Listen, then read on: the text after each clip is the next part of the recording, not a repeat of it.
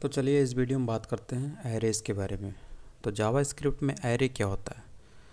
तो एरे एक special variable होता है जिसमें एक से ज़्यादा वैल्यू रखे जा सकते हैं। तो इससे पहले आपने वेरिएबल पढ़े थे, तो वेरिएबल में आपको दिख रहा था कि वहाँ पर आप वेरिएबल बनाते थे, उसमें वैल्यू डालते थे, वेरिएबल बनाते थे, उसमें वैल्यू रखते थे। तो यहाँ पर क्या है कि आपको बार बार वेरिएबल बनाने की ज़रूरत नहीं है। आप एक वेरिएबल बनाइए और उसमें सारे वैल्यू को एक साथ रख दीजिए। तो ये काम करता है एरे। तो एरे एक स्पेशल टाइप का वेरिएबल होता है जिसमें एक से ज़्यादा वैल्यू होल्ड की जा सकती है, रखी जा सकती है। तो एरे किस लिए इस्तेमाल करते हैं? तो एरे ये भी सुविधा देता है कि आप एक ही वेरिएबल बनाइए और उसमें एक से ज़्यादा आप वैल्यू को रख सकते हैं। और अगर कोई ऑपरेशन करना है जो कि कॉमन है सभी वैल्यू में, तो आप यहाँ पर एक बार में ही वो ऑपरेशन कर सकते हैं इस एरे के साथ। ठीक, तो एरे यही होता है। ठीक है, इसके बाद एरे क्रिएट कैसे करते हैं? तो जो आपको यहाँ पे लिखा हुआ दिख रहा है ऐसे ही क्रिएट करते हैं। यहाँ पर आपका कॉन्स्ट कीवर्ड होता है, यहाँ पर आप दूसरे कीवर्ड भी ले सकते हैं जिससे भी आपको वेरिएबल बनाना है। क्योंकि जैसे हम लोग नॉर्मल वेरिएबल बनाते हैं वर्क कीवर्ड से, लेट कीवर्ड से, कॉन्स्ट कीवर्ड से, यहाँ पर भी हम लोग बना सकते हैं। लेकिन जो सबसे कॉमन प्रैक्टिस होती है एरे बनाने की, उसमें हम लोग कॉन्स्ट कीवर्ड का ही इस्तेमाल करते हैं। उसके बाद आपको यहाँ पर वेरिएबल का नेम देना होता है, यानी एरे का नेम देना होता है, फिर इक्वलिटी सिंबल, फिर उसके बाद स्क्वायर ब्रैकेट में आपको सारे आइटम या वैल्यू का नाम देना होता है। ठीक है, उसके बाद लास्ट में आपका सेमी कॉलन होता है। तो ये इसी तरीके से आप एरे क्रिएट करते हैं जो कि आपको यहाँ पे दिख रहा होगा। ठीक, कॉन्स्ट कीवर्ड, फिर कॉन्स्ट की जगह आप वेरिएबल var कीवर्ड भी ले सकते हैं, उससे भी क्रिएट कर सकते हैं। लेकिन कॉन्स्ट जो होता है सबसे अच्छी प्रैक्टिस मानी जाती है कि कॉन्स्ट कीवर्ड से ही आपको एरे क्रिएट करना चाहिए। यहाँ पर एरे का नेम होता है और उसके बाद स्क्वायर ब्रैकेट में आप आइटम देते हैं और सभी आइटम सेपरेट होते हैं आपके कामा से, और लास्ट में सेमी कॉलन होता है। ठीक, तो इस तरीके से होता है जैसे आपका ये एरे बना हुआ है। और एक तरीका ये भी है कि आप जो एरे का डिक्लेरेशन है उसको मल्टीपल लाइन में भी कर सकते हैं। इस तरीके से आप लिख देंगे तब भी आपका एरे बन जाता है, क्योंकि स्पेसेस और जो लाइन ब्रेक होते हैं उनका इम्पोर्टेंस इसमें नहीं होता है। ठीक, तो इसलिए आप जो है मल्टीपल लाइन में इस तरीके से भी डिक्लेयर कर सकते हैं अपने एरे को। और इस तरीके से भी आप एरे बना सकते हैं। सबसे पहले आपने एक एम्प्टी एरे बनाया, ये एरे है और ये स्क्वायर ब्रैकेट है और इसके अंदर कोई भी आपको एलिमेंट नहीं दिख रहा है, आइटम नहीं दिख रहा है। ठीक है, तो ये एम्प्टी एरे बनाया। उसके बाद आपने इसके अंदर जो एलिमेंट है उनको भी दे दिया, आइटम को प्रोवाइड कर दिया। ठीक है, तो इसके जो अंदर एलिमेंट होते हैं वो एक्सेस किए जाते हैं उसके इंडेक्स के ज़रिए। तो ये जो आपको स्क्वायर ब्रैकेट में दिख रहे हैं ये सारे इंडेक्स हैं। तो जैसे यहाँ पर आपको एरे दिखा, ये 0 इंडेक्स पे है, ये 1 इंडेक्स पे आइटम है। तो ये इंडेक्स जो होते हैं, इन्हीं इंडेक्स की मदद से हम लोग इस एरे के इन आइटम्स को एक्सेस कर पाते हैं। तो यहाँ पर हम लोग इस तरीके से इस एम्प्टी जो एरे है इसके अंदर आइटम को डालने का काम कर रहे हैं। इसके बाद using the JavaScript keyword new. तो न्यू कीवर्ड से भी हम लोग और एरे जो कंस्ट्रक्टर है इसकी मदद से हम लोग एरे बना सकते हैं। ठीक, तो ये दूसरा तरीका था। ये एक तरीका था बनाने का, जैसे कि यहाँ पर है ये प्री डिफाइंड जो आपको वैल्यू आप सप्लाई करते हैं, तो उस हिसाब से हम लोग ये एरे बनाते हैं। और ये दूसरा तरीका है बनाने का, इसमें हम लोग एरे कंस्ट्रक्टर का इस्तेमाल करते हैं न्यू कीवर्ड के ज़रिए। एरे कंस्ट्रक्टर ये आपका एरे कंस्ट्रक्टर है। ठीक, एरे मेथड है या फंक्शन है जिसके ज़रिए हम लोग अंदर जो भी वैल्यू देते हैं उससे हम लोगों को एक एरे मिल जाता है जिसका नाम ये है। ठीक, तो इस तरीके से हम लोग इस्तेमाल करते हैं न्यू, फिर एरे कंस्ट्रक्टर, उसके अंदर वैल्यूज़। ये वैल्यूज़ यहाँ आपके कार नाम के एरे में आ जाएंगे। तो इस तरीके से आप भी एरे बना सकते हैं। उसके बाद ये बता रहा है कि ये जो काम किया जाता है न्यू एरे, इस टाइप में एरे बनाने का, ये कम से कम करना चाहिए। क्योंकि इससे क्या होता है, इससे जो एग्जीक्यूशन स्पीड है और कॉम्प्लेक्सिटी है कोड में, ये बढ़ जाती है। तो ये मेथड का हमें कम इस्तेमाल करना चाहिए। हमें इससे पहले जो लिटरल मेथड दिया था ऊपर वो इस्तेमाल करना चाहिए। तो ये लिटरल मेथड, ये सब क्या है, ये लिटरल है। तो ये लिटरल मेथड है एरे बनाने का, तो ये हमें इस्तेमाल करना चाहिए, ना कि न्यू कीवर्ड से और एरे कंस्ट्रक्टर की मदद से एरे बनाना चाहिए। ठीक है, ये कम करना चाहिए, जहाँ पे ज़रूरत होती है वहीं पे करना चाहिए। कहाँ पे ज़रूरत होती है तो धीरे धीरे आपको पता चल जाएगा। उसके बाद है कि एरे के एलिमेंट्स को कैसे एक्सेस किया जाए। तो एक्सेस करने के लिए अभी मैंने बताया कि हम लोग इसके लिए इंडेक्स नंबर का इस्तेमाल करते हैं। तो जो एरे के एलिमेंट हैं, आइटम हैं, वो इंडेक्स पे बैठे हुए होते हैं। तो जैसे कि ये 0 इंडेक्स पे बैठा हुआ, ये 1 इंडेक्स पे, ये 2 इंडेक्स पे, ऐसे करके सारे एलिमेंट बैठे हुए होते हैं। तो अगर हमें एक्सेस करना है, मान लीजिए इसको एक्सेस करना है, ठीक है, तो हमें कार यानी कि एरे का नेम लिखना होता है, फिर उसके बाद स्क्वायर ब्रैकेट में हमें इंडेक्स देना होता है। ठीक है, तो इसको एक्सेस करना है तो 0 इंडेक्स पे है, यानी कि इसे हमने एक्सेस कर लिया इस तरीके से लिख कर। ठीक है, एक्सेस करके फिर इसे एक वेरिएबल में डाल देते हैं, कार नाम के वेरिएबल में। ठीक है, तो ये यहाँ पर यही दिया हुआ है। तो आप इसे एक्सेस करना चाहते हैं तो किस तरीके से एक्सेस करेंगे, ये एरे का नेम, उसके बाद स्क्वायर ब्रैकेट में इसका इंडेक्स नंबर। ठीक, उसी तरीके से अगर इसे एक्सेस करना है तो ये 0 1 2, तो ये 2 इंडेक्स पे बैठा हुआ, तो यहाँ पे कर देते हैं 2। तो अब आपको यहाँ पे क्या मिल जाएगा, BMW। इसके बाद एरे के जो एलिमेंट है उसे हम चेंज भी कर सकते हैं। तो यहाँ पर एक कन्फ्यूजन हो सकती है कि जो कॉन्स्ट कीवर्ड से जो एरे बनाया गया है, तो इसका मतलब कुछ लोगों को लग रहा होगा कि ये कांस्टेंट होता है। नहीं, ये कांस्टेंट नहीं होता। कॉन्स्ट कीवर्ड का जस्ट ये मतलब होता है कि जो एरे है उसकी जो रेफरेंस है वो कांस्टेंट होता है। ठीक है, इसी की वजह से इस एरे को हम री डिक्लेयर या री असाइन नहीं कर सकते, इसे री असाइनमेंट इसका नहीं कर सकते। तो ये मतलब होता है कॉन्स्ट कीवर्ड का। ठीक है, एरे के एलिमेंट को हम लोग चेंज कर सकते हैं, तो यहाँ पर आपको कन्फ्यूज नहीं होना है। We can change array elements. तो चेंज करने के लिए सबसे पहले आपको उसकी जो एरे के जो पर्टिकुलर पोजीशन होती है एलिमेंट की, उसे एक्सेस करना होता है। जैसे कि आप मान लीजिए इस जगह पर नए एलिमेंट को रखना चाहते हैं, मतलब इसे चेंज करना चाहते हैं, सांप को चेंज करना चाहते हैं, तो इसकी पोजीशन को एक्सेस करना पड़ेगा। तो इसकी पोजीशन को एक्सेस कैसे करते हैं, कार नाम का ये जो एरे है, एरे नेम लिखते हैं, फिर स्क्वायर ब्रैकेट में हम लोग इंडेक्स नंबर देते हैं। तो इसका इंडेक्स क्या है, 0, तो 0 हम लोगों ने दिया। उसके बाद इस जगह पर आप क्या रखना चाहते हैं, इस पोजीशन पर 0 इंडेक्स पे ओपन रखना चाहते हैं, यानी कि आप सांप को रिप्लेस करना चाहते हैं ओपन से, इसका यही मतलब है। ठीक है, तो इस हिसाब से आपका जो एरे है इस जगह पे क्या रख दिया आपने, 0 इंडेक्स पे ओपन रख दिया। तो आपका जो एरे है जो आप यहाँ से प्रिंट करा रहे हैं इस gate element bye demo inner dot HTML method से, तो इससे आपको क्या होता है, पैराग्राफ एलिमेंट जो है डेमो आईडी वाले जो पैराग्राफ एलिमेंट है उसके इनर HTML इस जगह पे क्या रख दिया जाता है, कार की वैल्यू, और कार की वैल्यू आपको मिल जाती है अपडेटेड रूप में। तो यहाँ पर आपको कार की वैल्यू क्या मिलेगी, ओपेल, वॉल्वो और BMW, तो इसीलिए आपको ये दिख रहा है। ठीक है, और अगर सपोज आप यहाँ पर चेंज करना चाहते हैं, यहाँ पर कोई एलिमेंट रखना चाहते हैं, तो इसकी पोजीशन क्या है, BMW की 0 1 2 है, तो आप यहाँ पे 2 कर दीजिए। तो ओपेल अब कहाँ पर आ जाएगा, BMW की जगह पर आ जाएगा। ठीक है, तो ये देखिए, तो इस हिसाब से आप एक्सेस करते हैं और अंदर के एलिमेंट को चेंज कर सकते हैं। Accessing the full array, full array को कैसे एक्सेस करते हैं, तो देखिए एक्सेसिंग फुल एरे को एक्सेस करने का तरीका ये है कि अगर आपको डायरेक्ट एक्सेस करना तो सिंपली आप नाम लिख सकते हैं। यहाँ पर आपने सिंपली नाम लिखा तो पूरा का पूरा जो एरे है उसको आप एक्सेस कर सकते हैं। ठीक, तो ये जो एरे है कार्स नाम का, ये पूरा एरे आपने एक्सेस कर लिया सिंपली उसका नाम लिख के।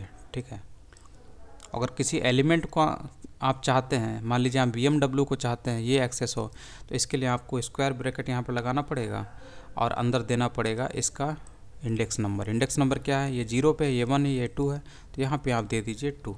तो इससे क्या होगा, आपको यहाँ पे क्या मिलेगा, मतलब इससे क्या मिलेगा, आपको BMW मिलेगा। ठीक, ये होता है, चाहे आप एलिमेंट को एक्सेस करिए चाहे पूरे एरे को एक्सेस करिए। पूरे एरे को एक्सेस करने के लिए आपको सिंपली उसका नाम लिखना होता है। एरेज आर ऑब्जेक्ट्स, तो arrays are special type of objects. तो एरे जो होते हैं स्पेशल टाइप होते हैं, ऑब्जेक्ट के स्पेशल टाइप होते हैं, मतलब एक स्पेशल टाइप का ऑब्जेक्ट होता है। तो type of operator in JavaScript returns object for arrays. अगर आप टाइप ऑफ ऑपरेटर का इस्तेमाल करेंगे पता करने के लिए कि एरे का टाइप क्या है, तो हमेशा आपको ऑब्जेक्ट ही मिलेगा।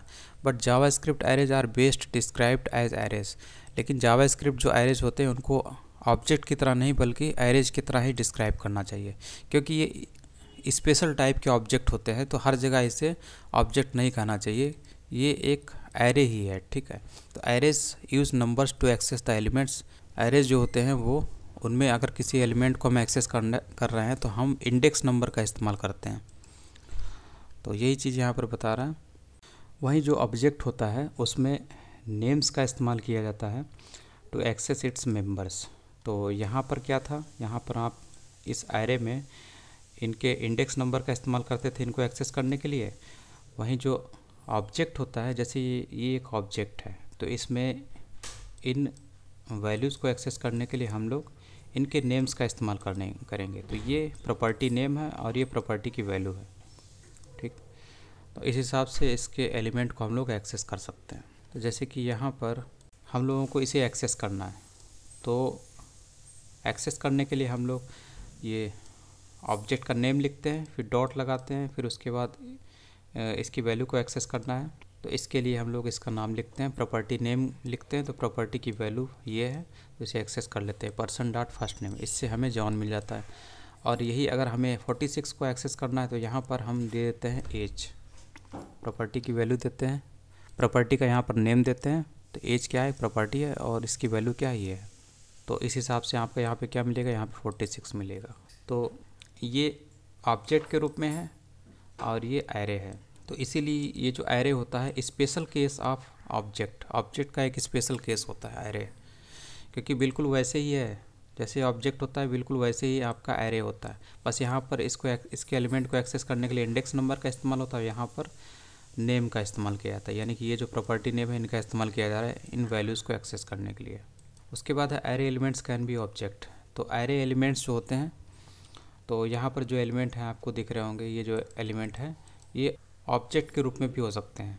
तो ये चीज़ है यहाँ पर, ये जो एलिमेंट होते हैं एरे के, ये ऑब्जेक्ट के रूप में भी हो सकते हैं, फंक्शन के रूप में हो सकते हैं, या फिर एरे के अंदर जो एलिमेंट है वो भी एक एरे के रूप में हो सकता है। उसके बाद है कि एरे प्रॉपर्टीज़ एंड मेथड्स। तो एरे की प्रॉपर्टीज़ और मेथड ही एरे को स्ट्रेंथ देते हैं। तो यही चीज़ यहाँ पे लिखी हुई है। तो जैसे कि अगर आपके एरे की लेंथ को पता करना है, मतलब एरे में कितने एलिमेंट हैं, तो इसके लिए आप एरे का ये जो प्रॉपर्टी है लेंथ, इसका इस्तेमाल करते हैं, कार स्टार्ट लेंथ का इस्तेमाल करते हैं। तो ये क्या है, प्रॉपर्टी है जिसके ज़रिए आप पता कर लेते हैं कि एरे की लेंथ कितनी है, एरे में एलिमेंट्स कितने हैं। उसी तरीके से अगर आप सॉर्ट मेथड का इस्तेमाल करते हैं इस एरे पर, तो इससे आपको पता चल जाता है कि आपका एरे जो है, आप मतलब उस एरे को सॉर्ट करना चाहते हैं असेंडिंग डिसेंडिंग ऑर्डर में, तो उससे आप कर सकते हैं, या किसी और ऑर्डर में करना हो तो आप कर सकते हैं। Array methods are covered in next chapter. तो अगले चैप्टर में एरे मेथड्स कवर किए गए हैं। लेंथ प्रॉपर्टी है, यहाँ पर ये बता रहा है कि कैसे आप उसके ज़रिए नंबर ऑफ़ एलिमेंट्स पता कर सकते हैं एरे में। तो फ्रूट स्टार्ट लेंथ से आपको क्या मिल जाता है, इससे आपको मिलेगा 4, क्योंकि इसमें कितने आइटम हैं, 4 हैं, इसलिए आपको यहाँ पर 4 मिल रहा है। तो फ्रूट स्टार्ट लेंथ प्रॉपर्टी से आप पता कर लेते हैं number of elements present in array. और वहीं अगर आपको फर्स्ट एलिमेंट एक्सेस करना है तो आप इसे एक्सेस कर सकते हैं। इसके लिए आपको फर्स्ट एलिमेंट का इंडेक्स पता करना होगा, और वो क्या होता है, 0 इंडेक्स होता है।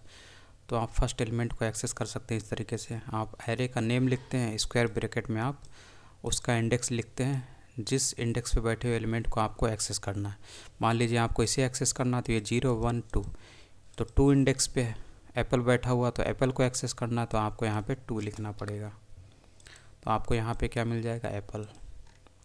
उसके बाद अगर लास्ट एरे एलिमेंट को एक्सेस करना है, यानी मैंगो को एक्सेस करना है, तो सबसे पहले आपको इसकी लेंथ निकालनी पड़ेगी। लेंथ कितनी है, 4। फ्रूट स्टार्ट लेंथ से आपको 4 आ जाता है, और उसमें से एक माइनस कर देंगे तो वो आपका जो लेंथ होती है, अभी यहाँ पर एक लिखा हुआ था, length property is always 1 more than highest array index.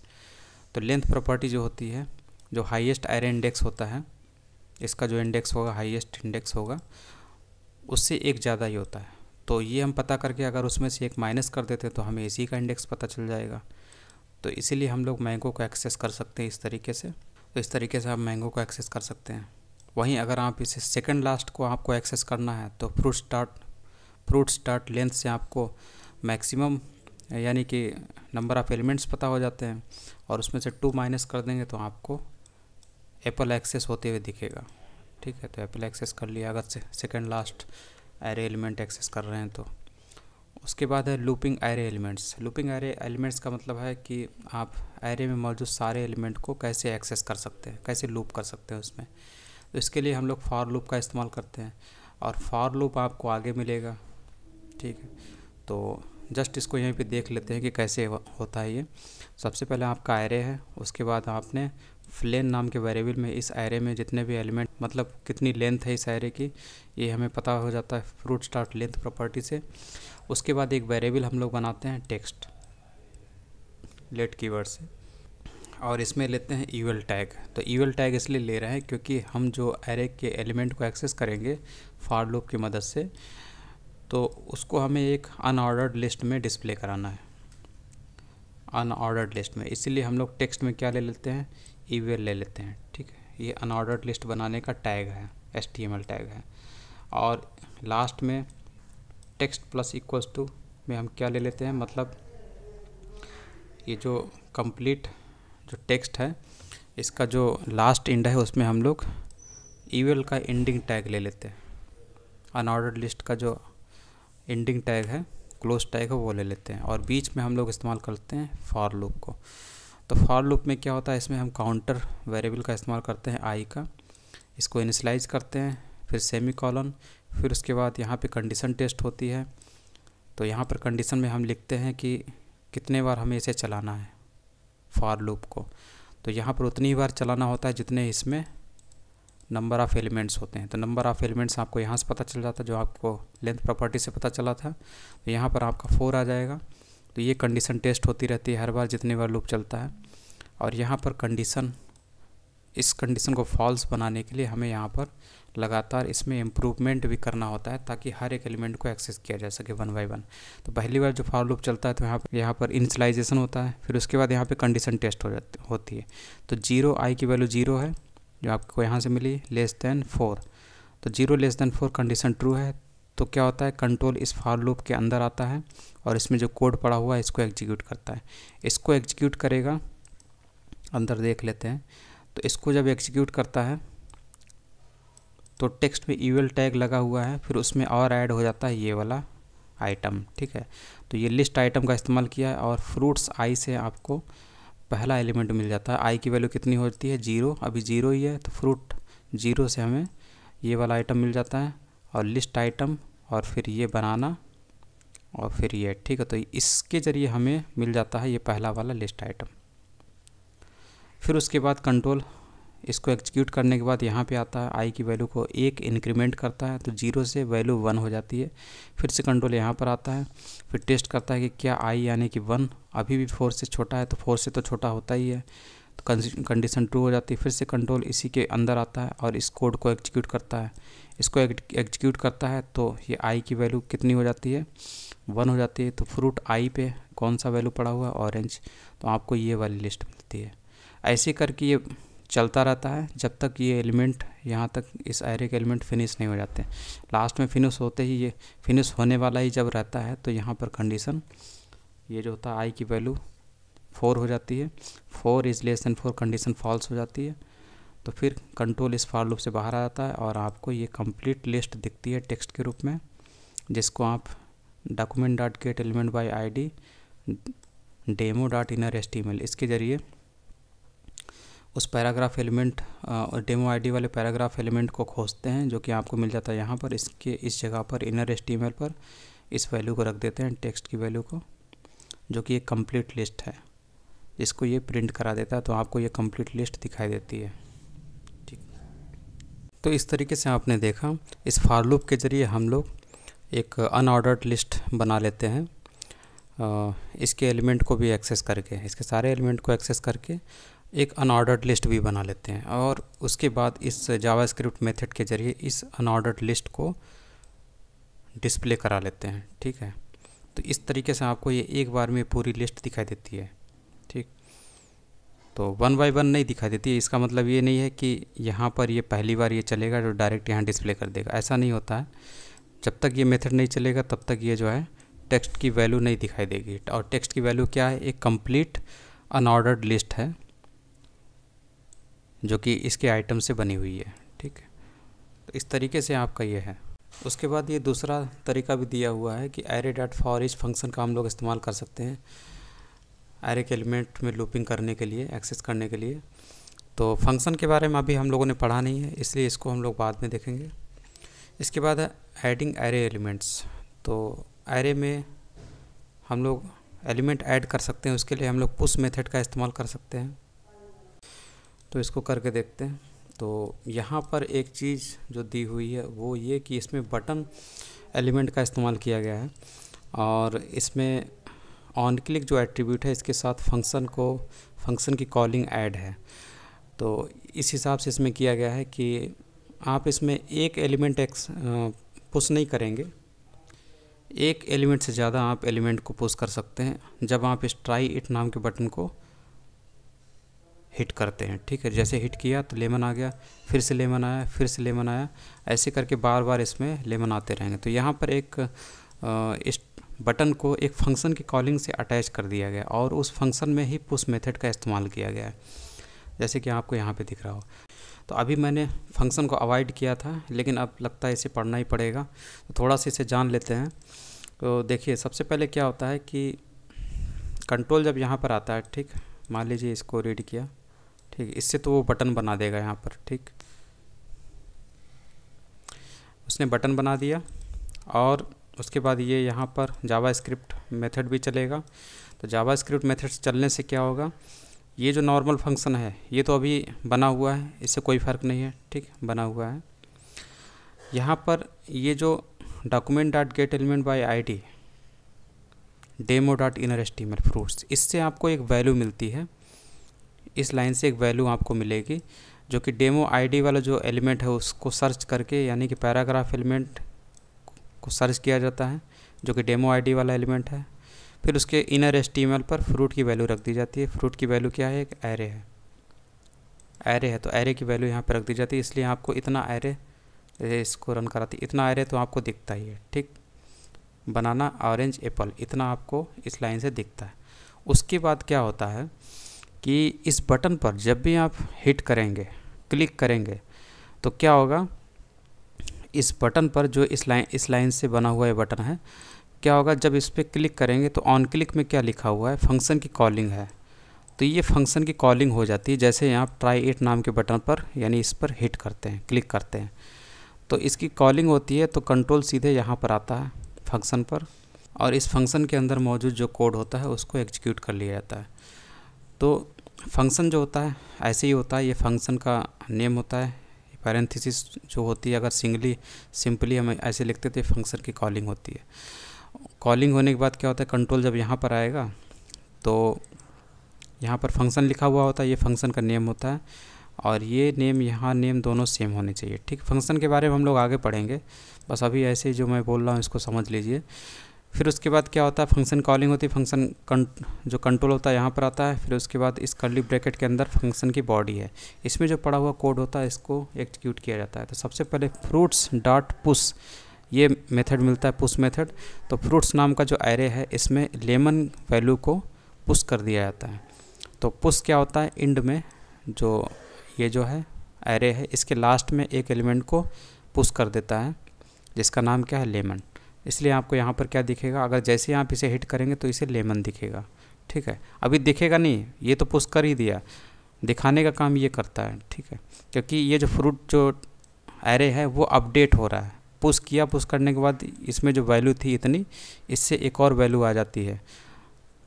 एक और आने के बाद जब उसे इस मेथड से यहाँ पर इसको अपडेट किया जाता है, तो यहाँ पर इनर HTML यहाँ पर फ्रूट की वैल्यू रख दी जाती है।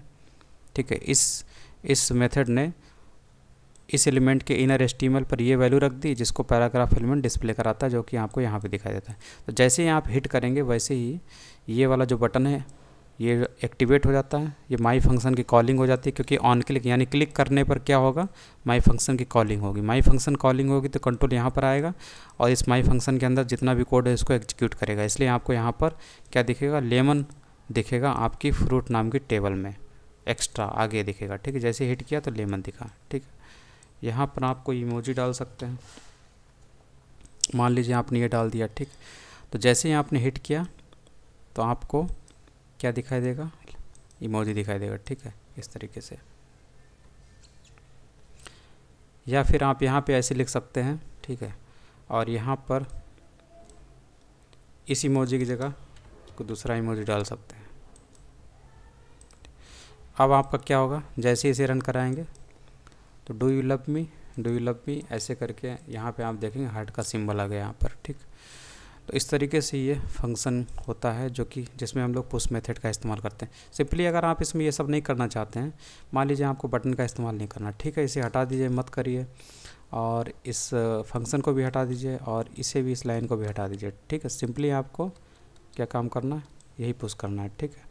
तो इसको ऊपर रख देते हैं, यहाँ पे रख देते हैं, तब भी क्या होगा, आपका पुश तो होगा, ठीक है। ये भी आपका बटन तो गायब भी हो जाएगा, पुश तो होगा, लेकिन क्या होगा, एक ही बार चलेगा वो। ये देखिए केवल एक ही बार चला। फ्रूट में क्या है, केवल 3 एलिमेंट थे, लेकिन पुश कर दिया हार्ट।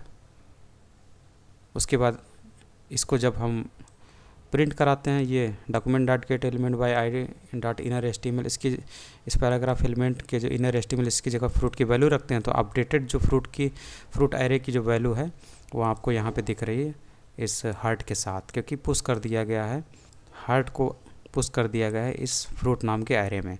तो पुश से क्या होता है, लास्ट में एलिमेंट ऐड होता है, तो यही चीज़ आपके लास्ट में ऐड हो रही है। तो इस तरीके से भी कर सकते हैं।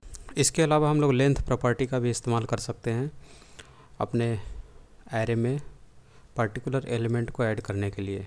तो इस तरीके से आप लोग कर सकते हैं, क्योंकि इसकी लेंथ कितनी होती है, इसकी लेंथ है 3, जबकि इसका मैक्सिमम जो इंडेक्स है वो क्या होगा, 2 होगा। तो फ्रूट स्टार्ट लेंथ से आपको 3 मिलेगा, यानी कि 2 के बाद अगला जो इंडेक्स होता है 3 होता है। तो इसका अगला जो पोर्शन है, इंडेक्स है, उस जगह पे क्या रख जाएगा, ये लेमन रख जाएगा। इसलिए फ्रूट स्टार्ट लेंथ का इस्तेमाल करते हुए हम लोग लेमन को रख सकते हैं इसके बाद। और यहाँ पर दिया हुआ adding elements with high indexes can create undefined holes in the array. इसके कहने का मतलब यह है कि यहाँ पर ये तो सही है, फ्रूट स्टार्ट लेंथ तो सही है, क्योंकि इसे पता है कि इसकी लेंथ कितनी है, लेंथ है 3। तो 3 का मतलब है कि इसका जो मैक्सिमम इंडेक्स होगा 2 से अगला जो स्थान होगा 3 होगा, तो 3 वाले इंडेक्स पे आप रख सकते हैं लेमन। तो यहाँ पर तो सही है कि इससे आपको जो है लास्ट वाला इंडेक्स मिल जाता है और उससे आप यहाँ पे लेमन रख सकते हैं। लेकिन अगर आपको मैक्सिमम इंडेक्स नहीं पता है, तो मैक्सिमम इंडेक्स ना पता होने के केस में अगर आपने अपने तरफ से अगर कोई भी इंडेक्स यहाँ नंबर लिख दिया, तो बीच में जो स्पेस हैं वो वैकेंट रह जाएंगे, तो वहाँ पर जो वैल्यू आएगी वो अनडिफाइंड वैल्यू आ जाएगी। तो उसी को ये बोल रहा है कि it creates undefined holes in the fruits. तो फ्रूट नाम का जो एरे है वहाँ पर अनडिफाइंड जो होल्स हैं वो क्रिएट हो जाएंगे, क्योंकि आपने इंडेक्स नंबर 6 पे रखा है लेमन की वैल्यू। बाकी जो है इंडेक्स नंबर ये 0, 1, 2 और ये 3 इंडेक्स पे, 4th इंडेक्स पे और 5th इंडेक्स पे आपको अनडिफाइंड वैल्यू दिखाई देंगी, और यही है अनडिफाइंड होल्स। तो ये चीज़ हो सकती है जब आप ये इस्तेमाल ना करते हो, फ्रूट स्टार्ट मतलब लेंथ प्रॉपर्टी ना इस्तेमाल करते हो, तो उस केस में ऐसा हो सकता है। अगर आपको जो एरे है उसका लास्ट इंडेक्स नहीं पता हो, तब आप ऐसा ना करें, तब आपको यही इस्तेमाल करना चाहिए, नहीं तो अनडिफाइंड होल्स क्रिएट होंगे।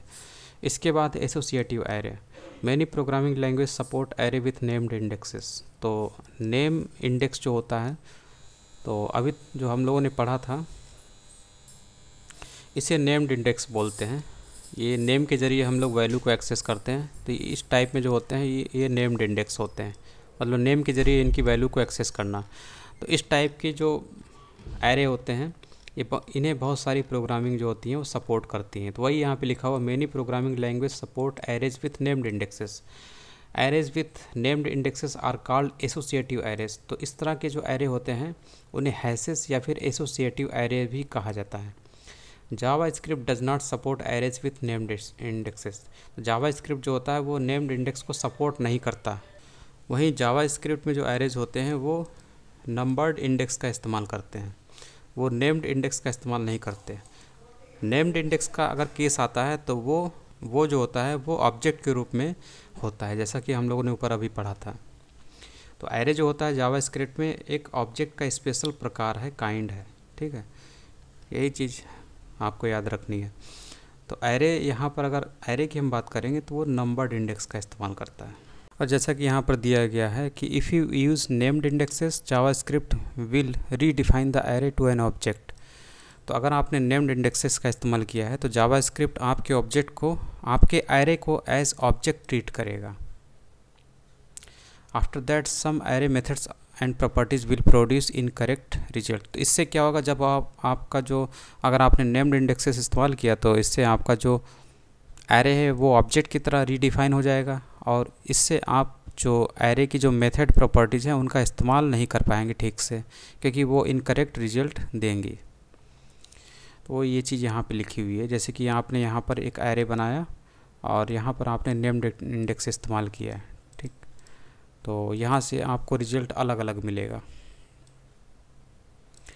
तो जैसा कि आपको यहाँ दिख रहा होगा, यहाँ पर आपने एक एरे बनाया, नेम्ड इंडेक्स इस्तेमाल किया, यहाँ पे जॉन रखा, फिर नेम्ड इंडेक्स नेम इस्तेमाल किया, जॉन रखा उसकी वैल्यू, नेम्ड इंडेक्स इस्तेमाल किया, वैल्यू रखा 46। तो अब आप देखते हैं कि अगर आप %0 से इसे एक्सेस करने की कोशिश करते हैं जॉन को, तो आपका जो रिज़ल्ट है वो सब अनडिफाइंड आता है, ठीक है। यहाँ से आया अनडिफाइंड और %.length से आया 0।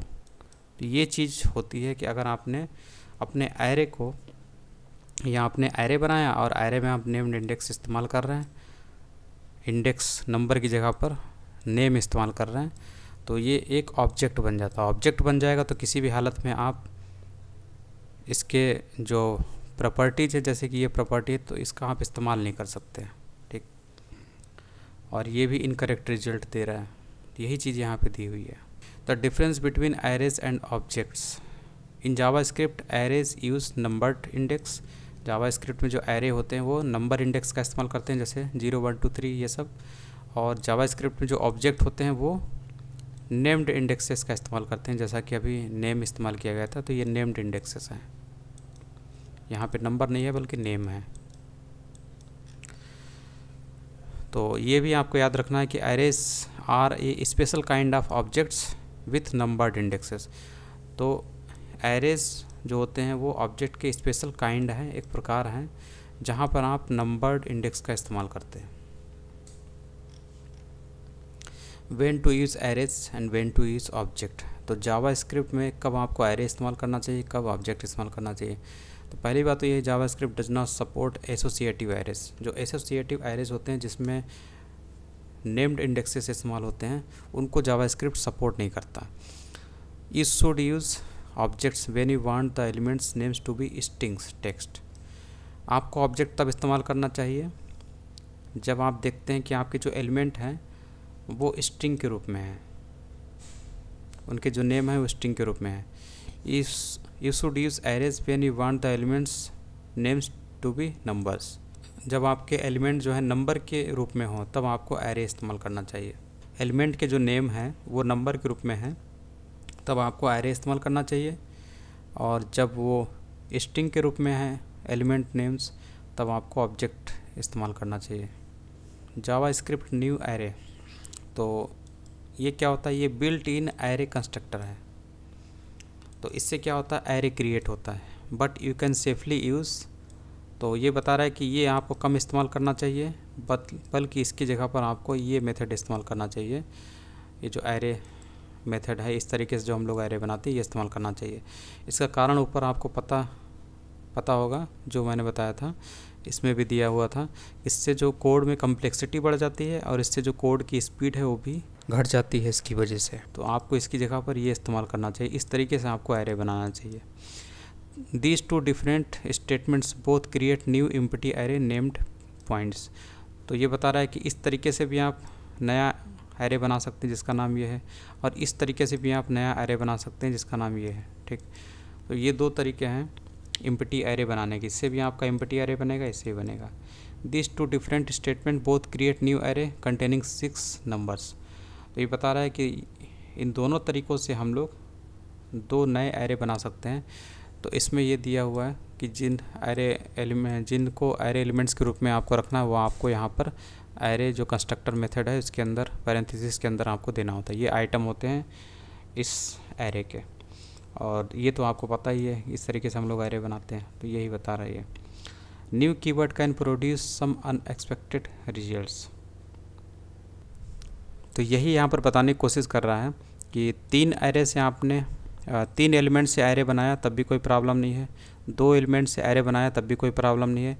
लेकिन अगर आप एक एलिमेंट से एरे बनाएंगे और उसमें आप इस एरे कंस्ट्रक्टर का इस्तेमाल कर रहे हैं तो इससे जो होता है रिजल्ट कुछ और आएगा, क्योंकि यहाँ पर इसके कहने का मतलब कुछ और होता है। ये सिंगल एलिमेंट वाला ये जो एरे है वो नहीं बनता है, ठीक है। तो ये अनएक्सपेक्टेड रिजल्ट आपको दिख रहा होगा इसकी वजह से। तो सिंगल एलिमेंट वाला आइटम वाला जो एरे बनाना है तो आपको इस तरीके से नहीं बनाना है, तो यही समझाने की कोशिश कर रहा है। अगर आपको सिंगल आइटम वाला जो एरे बनाना है तो आप इस तरीके से बनाइए तो बेहतर होगा, ठीक। और यही यहाँ पर बता रहा है कि ये जो चीज़ है वो इसके सेम नहीं है, क्योंकि ये अनएक्सपेक्टेड रिजल्ट दे रहा है जबकि ये नॉर्मल रिजल्ट दे रहा है। तो ये चीज़ आपको याद रखनी है। Create an array with 1 element. अगर आपको एरे क्रिएट ही करना है 1 एलिमेंट का तो आपको इस तरीके से बनाना है, ठीक है, ना कि इस तरीके से। Create an array with 40 undefined elements. तो जब भी आपको 40 अनडिफाइंड एलिमेंट्स क्रिएट करना है, अगर आपने सिंगल एलिमेंट लिखा तो ये बताता है कि एरे की साइज़ कितनी होगी। 40 अनडिफाइंड एलिमेंट्स का ये एरे है, इसीलिए आपको यहाँ पर जब आप यहाँ पर अगर पॉइंट्स लिखेंगे तो आपको यहाँ पर क्या दिखेगा, 40 वैकेंट प्लेसेस दिखेंगे और कामा से सेपरेट होते हुए, ठीक है। ये चीज़ आपको दिख रही है। तो ये सब अनडिफाइंड एलिमेंट हैं। How to recognise an array. A common question, how to recognise if a variable is an array. तो वेरिएबल एरे है कि नहीं इसको रिकॉग्नाइज कैसे करते हैं। Problem is that JavaScript operator returns object. अगर आप टाइप ऑफ का इस्तेमाल करेंगे तो ये हमेशा ऑब्जेक्ट ही रिटर्न करेगा जब आप एरे के बारे में बात करेंगे, ठीक। तो ये चीज़ है। तो इसको कैसे देखते हैं, जैसे कि यहाँ पर देखिए ये एरे है लेकिन इसको ये ऑब्जेक्ट के रूप में रिटर्न कर रहा है कि ये ऑब्जेक्ट है। तो टाइप ऑफ ऑपरेटर का हमें इस्तेमाल नहीं करना है, इसकी जगह पर हमें दूसरा इस्तेमाल करना है। वो क्या चीज़ है वो आपको यहाँ पता चल जाएगा। तो इसका सलूशन ये है, the type of operator returns object because JavaScript array is an object. JavaScript जो एरे होता है वो ऑब्जेक्ट होता है, इसलिए टाइप ऑफ जो होता है वो ऑपरेटर जो होता है हमेशा ऑब्जेक्ट ही रिटर्न करता है, ठीक है। तो ये स्पेशल काइंड होता है, जो एरे होता है वो special kind of JavaScript object है। तो इसका ऑब्जेक्ट तो है ही, लेकिन फिर भी इसका जो स्पेशल काइंड है उसका टाइप इसे बताना चाहिए। टू सॉल्व दिस प्रॉब्लम, ये 2009 में एक मेथड आया था एरे डॉट इस एरे। तो इससे क्या पता चलता है, एरे डॉट इस एरे, और इसमें हम एरे का नाम देते हैं तो इससे ये पता चल जाता है कि एरे है कि नहीं है। तो यहाँ से आपको ट्रू मिलता है। तो ये एक तरीका है, ये बता देता है कि ये एरे है कि नहीं, तो ये बता देता है हाँ ये एरे है। और पैरेंथेसिस में आप उस एरे का नेम देते हैं जिससे पता चल जाता है एरे है कि नहीं है।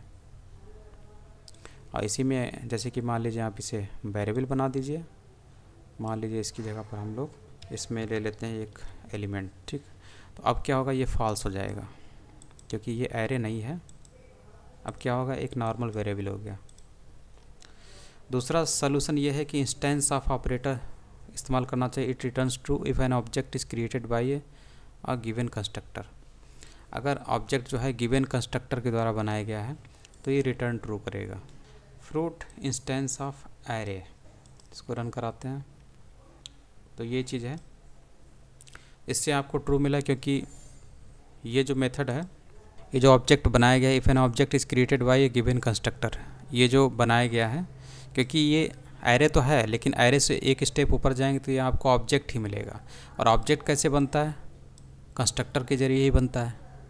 इसलिए इंस्टेंस ऑफ जो होता है वो इसके लिए क्या रिटर्न करता है कि ट्रू रिटर्न करता है, क्योंकि ये जो होता है एरे का ही इंस्टेंस है, यानी कि एरे कंस्ट्रक्टर से बनाया गया है, इसलिए आपको यहाँ से ट्रू मिलता है। तो बस इसमें इतना ही था।